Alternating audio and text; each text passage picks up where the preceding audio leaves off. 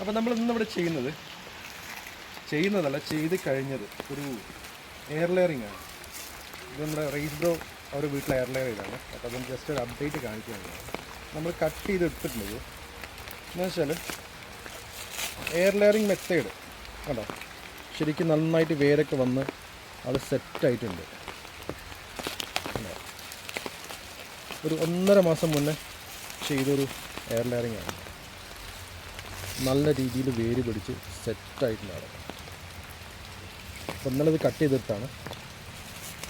ഇവിടെ ഈ ഇത് കട്ട് ചെയ്ത് ഒഴിവാക്കിയിട്ട് നമുക്കിതൊന്ന് പ്രൂൺ ചെയ്യണം. പ്രൂൺ ചെയ്യണം എന്തിനാണെന്ന് വെച്ചാൽ ഇപ്പോൾ റൂട്ട് സിസ്റ്റത്തിൽ നിന്ന് ഇതിന് ന്യൂട്രിയൻസ് വലിച്ചെടുക്കാനുള്ള കഴിവ് കുറവായിരിക്കും.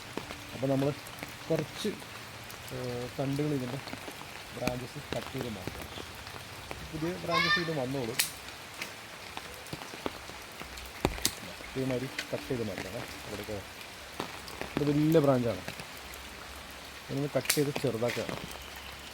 ഇല്ല നിങ്ങൾ ചിലപ്പോൾ പ്ലാന്റിന് ഡീഹൈഡ്രേഷൻ സംഭവിച്ചിട്ട് ഉണങ്ങി പോകാനുള്ള ചാൻസ് ഉണ്ട്.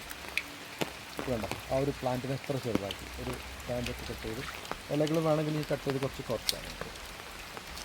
ഇലകളൊക്കെ പുതിയത് വന്നത്. അപ്പോൾ ഇത് നമ്മളൊരു ഗ്രോ ബാഗിലേക്ക് വെക്കുകയാണ് കേട്ടോ. ഇത് വലിയ ഗ്രോ ബാഗാണ് അടച്ചിരിക്കുന്നത്. നല്ല മണ്ണാണ്. ഇതാ മണ്ണേരയൊക്കെ ഉണ്ട് ഇതിൽ. അപ്പോൾ ഇതാ ഒരു ചെറിയൊരു കുഴി കുഴിച്ചിട്ട് ഇതിൽ നമ്മളിട്ടതിൽ കുഴി കുഴിച്ചിട്ട് മണ്ണിട്ട് കറക്റ്റ് മൂടിയിട്ടുണ്ട് കേട്ടോ. കുറച്ചും കൂടെ മണ്ണ് നമുക്കിതിൽ ഇടണം.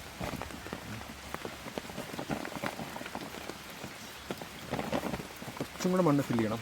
ഈ ഒരു ഹൈറ്റ് വരെയെങ്കിൽ നമുക്ക് മണ്ണ് ഫില്ല് ചെയ്ത് കൊടുക്കണം. അപ്പോൾ കുഴപ്പമൊന്നുമില്ല, ബ്രാഞ്ച് നിൽക്കുന്നുണ്ട്. അപ്പോൾ നമ്മുടെ സേഫ്റ്റിക്ക് കുറച്ചും കൂടെ മണ്ണ് ഫില്ല് ചെയ്യണം. ഓക്കെ, ഒരു 1-2 വർഷത്തേക്ക് ഞാൻ ഈ കവറിൽ നിർത്താനാണ് ഉദ്ദേശിക്കുന്നത്. ഓക്കെ, ഇത് ചെയ്തിരിക്കുന്നത് നമ്മളൊരു സ്പെഷ്യൽ റൂട്ടിംഗ് ഹോർമോൺ വെച്ചിട്ടാണ്. അപ്പോൾ എങ്ങനെയാണ് നമ്മൾ എയർ ലെയർ ചെയ്യുന്നത്, ഇതിൻ്റെ ഏത് റൂട്ടിംഗ് ഹോർമോണാണ് യൂസ് ചെയ്യുന്നത്, അതിൻ്റെയൊക്കെ ഒരു ഡീറ്റെയിൽസ് ഞാൻ മറ്റൊരു വീഡിയോ ചെയ്യാം. ഓക്കെ, ശരി, ബൈ.